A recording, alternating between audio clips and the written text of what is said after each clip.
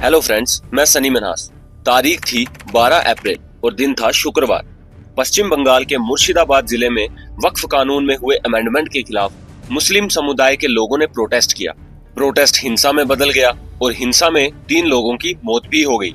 इसके बाद पुलिस ने 150 से ज्यादा लोगों को गिरफ्तार किया। हालात इतने बिगड़ गए साहब के 500 से ज्यादा ग्रामीण मुर्शिदाबाद के धुलियान से मालदा जिले में पलायन हो गए। आपको बता दें, ये लोग पार लालपुर हाई स्कूल में शरण लिए हुए हैं। पलायन करने वाले लोगों में ज्यादातर महिलाएं और बच्चे हैं। धुलियान से भागे हुए इन ग्रामीणों का आरोप है कि उनके घरों में आग लगा दी गई, लूटपाट की गई और पानी की टंकियों में जहर तक मिला दिया गया। हम लोग को सुरक्षा चाहिए और कुछ नहीं चाहिए। हम लोग को दुकान तोड़ दिया है, आदमी को मार काट दिया है। ये सब यहाँ के सारे घर जला दिए गई है, सारे दुकानें जला दिया गया है। इन भागे हुए ग्रामीणों ने बताया कि ना तो इनके पास घर बचा है और ना ही राशन, इसलिए इन्हें जान बचाने के लिए भागना पड़ा। अभी हमने जितनी भी बातें बताई, ये पूरी खबर का सिर्फ एक छोटा सा निचोड़ था। आगे एक एक चीज को बारीकी से जानेंगे। हमारी बात ये है साहब कि ये प्रोटेस्ट हिंसा में तब्दील कैसे हुआ, क्योंकि हमारा संविधान प्रोटेस्ट की इजाजत देता है, लेकिन हिंसा भड़काने की इजाजत किसी को नहीं। तो फिर ये कौन लोग हैं जो हिंसा भड़का रहे हैं? ओपोजिशन का आरोप है कि बंगाल की सीएम ममता बनर्जी हिंसा भड़काने वालों के प्रति सॉफ्ट कॉर्नर रखती हैं। वहीं कहा यह भी जा रहा है कि इस हिंसा के तार बांग्लादेश से जुड़े हुए हैं। लेकिन असली सच्चाई क्या है, चलिए आपको आगे की वीडियो में बताते हैं। फिलहाल हम थोड़ा बेसिक से शुरू करते हैं। मुर्शिदाबाद पश्चिम बंगाल का एक जिला है। साल 2011 की जनगणना के मुताबिक मुर्शिदाबाद में 66% से ज्यादा पॉपुलेशन मुस्लिम्स की है। मुर्शिदाबाद की सभी 3 सांसद तृणमूल कांग्रेस की हैं। मुर्शिदाबाद के 22 में से 20 विधायक तृणमूल कांग्रेस के ही हैं। बेसिक क्लियर हो गया हो तो आगे बढ़ते हैं कि हिंसा की शुरुआत हुई कैसे। दरअसल वक्फ संशोधन बिल 2 अप्रैल को लोकसभा से और 3 अप्रैल को राज्यसभा से पास हुआ था। 5 अप्रैल को राष्ट्रपति की मंजूरी मिलने के बाद ये कानून बना था और 8 अप्रैल को देश भर में लागू कर दिया गया। इसके बाद देश भर में प्रोटेस्ट शुरू हुए, लेकिन पश्चिम बंगाल के मुर्शिदाबाद में ये प्रोटेस्ट बढ़ा और एक भयानक रूप ले गया। तो मेन बात ये है कि मुर्शिदाबाद में शुक्रवार की नमाज के बाद वक्फ अमेंडमेंट के खिलाफ हजारों लोग सड़क पे उतर पड़े और नेशनल हाईवे 34 को ब्लॉक कर दिया गया। जब पुलिस ने नेशनल हाईवे से ब्लॉक हटाने की कोशिश की तो पुलिस के साथ इन प्रोटेस्टर्स की एक हिसाब से जंग छिड़ गई। ठीक उसी समय मुर्शिदाबाद के करीब 10 किलोमीटर दूर शमशेरगंज में भी नेशनल हाईवे पर हजारों की संख्या में लोग आ गए। शमशेरगंज के डाक बंगला मोड़ पर प्रोटेस्टर्स ने बवाल काटना शुरू कर दिया। पुलिस की गाड़ियों में सबसे पहले आग लगाई गई, फिर पुलिस की एक आउटपोस्ट की तोड़फोड़ की गई और उसे आग के हवाले कर दिया। पुलिस से मामला कंट्रोल से बाहर चला गया था। ऐसे में सेंट्रल पोस्ट बीएसएफ को उतरना पड़ गया, लेकिन तब तक बड़ा नुकसान हो गया था। इस हिंसा ने मुख्यमंत्री ममता बनर्जी की लीडरशिप पर सवाल खड़े कर दिए, क्योंकि देश के कई हिस्सों में वक्फ अमेंडमेंट के खिलाफ प्रोटेस्ट चल रहा था, लेकिन कहीं पे भी स्थिति मुर्शिदाबाद जैसी खराब नहीं हुई। सीपीआईएम और भाजपा के नेताओं का आरोप है कि टीएमसी के नेता भड़काऊ भाषण देकर स्थिति को और बिगाड़ने की कोशिश कर रहे हैं। जैसे तृणमूल सांसद बापी हल्दर ने वक्फ की संपत्ति की तरफ देखने पर आंखें फोड़ने और हाथ पैर तोड़ने की धमकी दी है।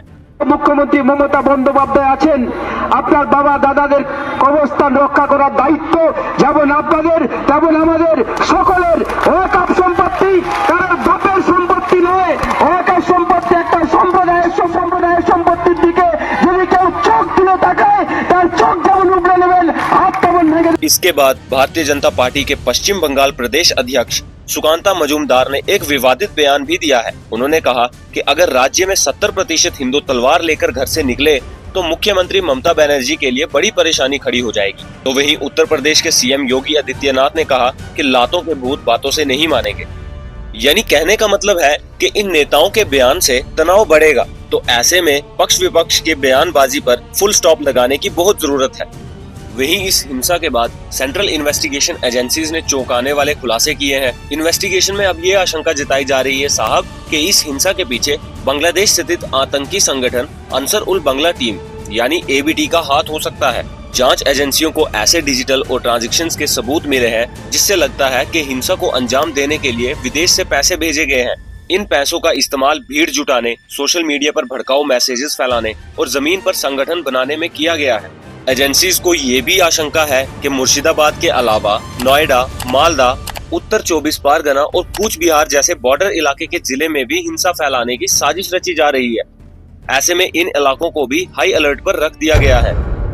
अब इन सारी बातों को जानने के बाद साफ पता चल जाता है कि पश्चिम बंगाल में सब कुछ ठीक तो नहीं है। तो क्या ऐसी स्थिति में राज्य में राष्ट्रपति शासन लागू हो जाएगा? क्योंकि बीजेपी की तरफ से लगातार राष्ट्रपति शासन की मांग भी की जा रही है। आइए पहले आसान भाषा में समझें कि राष्ट्रपति शासन है क्या और आखिर राष्ट्रपति शासन लागू कब होता है।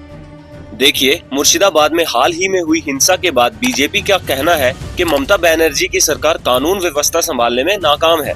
पुलिस ममता के कैडर की तरह काम कर रही है, लेकिन राष्ट्रपति शासन लगाना इतना आसान नहीं है। ममता की सरकार के पास विधानसभा में मजबूत बहुमत भी है, तो सिर्फ हिंसा या राजनीतिक विरोध के आधार पर राष्ट्रपति शासन लगाना बहुत मुश्किल है। राष्ट्रपति शासन के लिए किसी ठोस सबूत का होना बहुत जरूरी है। बंगाल में हिंसा बढ़ती है तो केंद्र इस पर विचार कर सकता है। संविधान इसकी इजाजत तभी देता है जब हालात पूरी तरह से बेकाबू हो जाए और इसका इस्तेमाल बहुत सोच समझकर करना पड़ता है। सुप्रीम कोर्ट ने 1994 के एसआर बॉम्बे केस में कहा था कि राष्ट्रपति शासन तभी लगाया जा सकता है जब कोई और रास्ता ना बचे। देखिए, अगर राज्य सरकार संविधान के हिसाब से काम नहीं कर पा रही हो, जैसे कानून व्यवस्था बिगड़ जाए, सरकार बहुमत खो दे, तब राष्ट्रपति शासन लगाया जा सकता है। मान लीजिए किसी राज्यपाल को लगे कि उसके राज्य में हालात बेकाबू हैं, तो वो केंद्र में रिपोर्ट भेजकर अपने राज्य में राष्ट्रपति शासन की मांग कर सकता है। इस आधार पर राष्ट्रपति शासन लगाने की सिफारिश हो सकती है। तो फिलहाल पश्चिम बंगाल के डीसीपी आनंद बोस ने राष्ट्रपति शासन को लेकर कोई भी रिपोर्ट नहीं भेजी, यानी अभी बंगाल में राष्ट्रपति शासन जैसे हालात नहीं है। बाकी पश्चिम बंगाल में हुई हिंसा को लेकर आपकी क्या राय है, कमेंट करके जरूर बताएं। आज की वीडियो में बस इतना ही। अगर आपको आज की वीडियो पसंद आती है तो वीडियो को लाइक करें और ऐसी ही वीडियोस देखने के लिए हमारे चैनल को सब्सक्राइब करें।